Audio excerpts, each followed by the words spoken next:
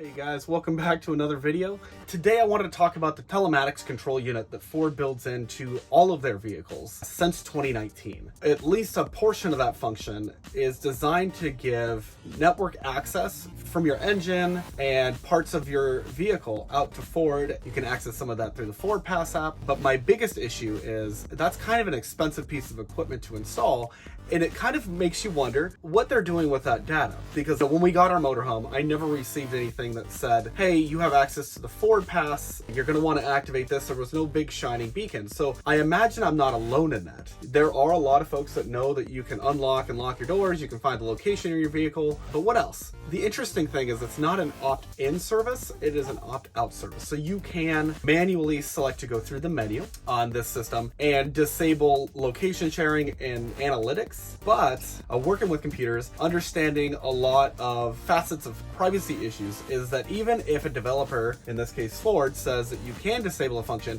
it doesn't necessarily mean that it's actually disabled. It may just look disabled to you. So that's when I got to digging. And my biggest issue, I think, is that they're gathering location data and staying connected to the vehicle. So if I modify my truck, because I own that vehicle, right? Ford can go, oh cool, well, that's not okay, and they can shut that vehicle down. They can disable certain functions of that vehicle. And while it's not nearly as connected as, say, a Tesla would be, it's definitely still pretty darn connected from what I'm seeing here, and I'll share that. But even more importantly, they are gathering your speeds, they're gathering sensor data, they're gathering your location and where you use it, when you use it, where you go with it, the conditions that you're driving in, whether the headlights are on or not. They are reporting this data at least to their central servers. But again, they're installing this and it's not an inexpensive piece of equipment. What are they doing with that data? That data has to be worth something to Ford to at least cover the cost of the installation, if not plenty more. From what I'm reading online as well, they do give this data over to their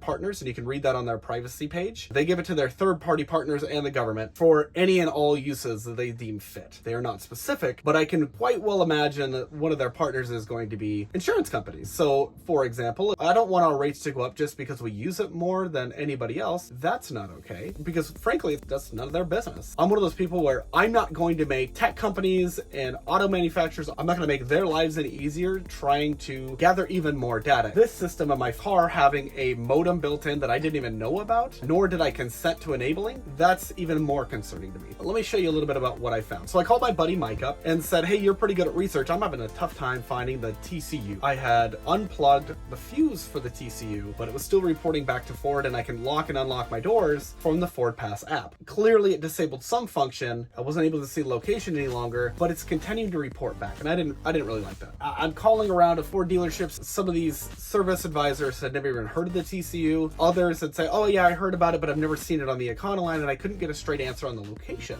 It's different on every single one of their vehicles. Every vehicle 2019 and newer is going to have this automatically pre-installed. Prior to that, it may have been optional. I wanted to find out as much as I could about it, and I'm Googling and I'm not seeing almost anything. That's kind of concerning to me. The features are available, but more data beyond that is not. So my buddy, shout out to Mike, had actually sent me the FCC page for the Telematics Control Unit. I'm looking at this and it gives you a whole lot of listings about what, generally speaking, this unit does. And I can see immediately here that whatever this unit does, it operates between 700 megahertz and 1.9 gigahertz. And I'm going to assume that that's going to be a cellular band here. You can see it only puts out a tiny little bit of power. I can also see down here, it operates with Bluetooth. It also has a 2.4 gigahertz and a 5 gigahertz antenna for Wi-Fi. I believe that that functionality is going to be to create a personal hotspot, but from what I'm reading online, this device can actually automatically connect to open networks to download and upload data. So it actually has a preset list of open networks, and it can also update its list as soon as it finds an open network and can connect to it. That's a little strange to me. The even more strange thing is why it has Bluetooth. I don't fully understand that functionality. Could be a diagnostics tool. It could be related to creating, say, an ad hoc network between phones or tablets or laptops or something like that, similar to what Apple does with its AirDrop in hotspot generation. But it's a very interesting thing. When I'm looking down here at the exhibits page, you can see that it does have some report for radio exposure. You can actually see in here, it does take a second to actually load the PDF, but you can actually see the compliance reports, confirmation that it's not going to basically radiate the user, which is great. That's awesome.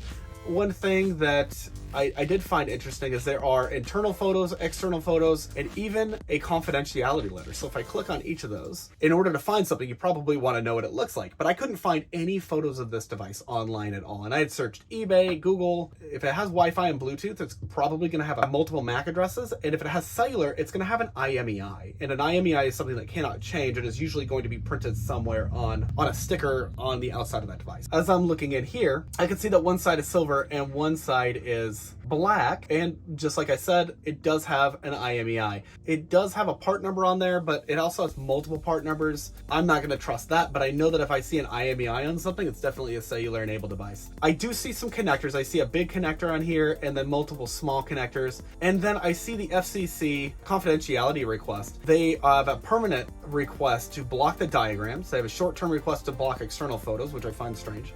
So again, this is kind of what we're looking for. It's going to be a black box, possibly silver on one side, and it's going to have IMEI listed on that. So I looked at, FordTrucks.com. I looked up on every forum that I possibly could, and I'm just not seeing a whole lot.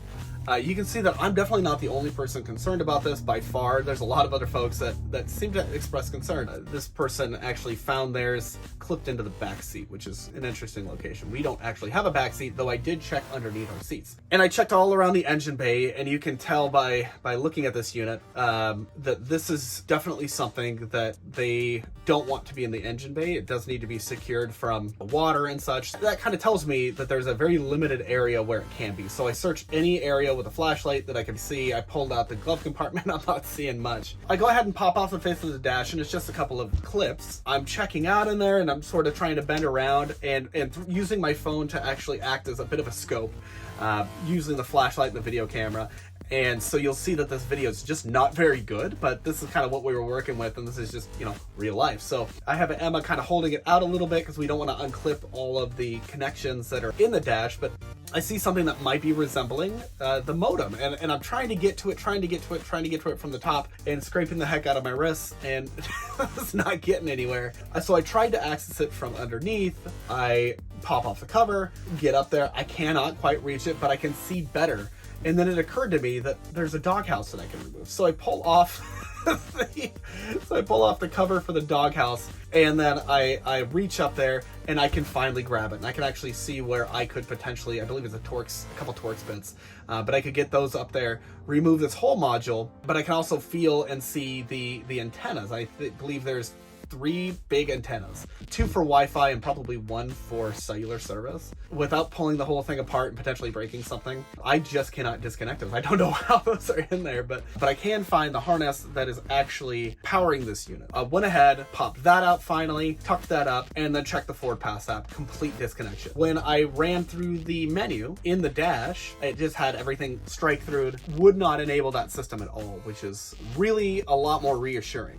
While running, again, a cursory search on the Telematics Control Unit, I ran across this Vice article from March of 2021 sharing why this is so important to hide. And I'll link this below again. But basically, there's a firm that gets this data and wants to sell it to anybody who is willing to pay, including military, foreign intelligence, insurance companies, advertisers, things like that. And it's actually a really good reason why you might consider disabling this on yours. This is one of those things where I don't particularly need a complete 100% anonymity, but I think the best argument for this is saying that you don't care about privacy because you have nothing to hide is equivalent to saying that you don't care about the freedom of speech because you have nothing to say. It's a very dangerous precedent, and it's something that I really do care passionately about. And I think that a lot of folks that watch this channel also would care about. Whether it's your freedom of speech, it's your privacy, it's your ability to go where you want, do what you want, be who you want. That is something that's extremely important to me,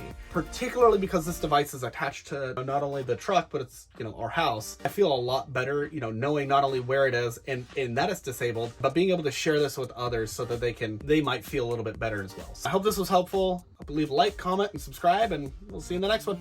Bye, guys.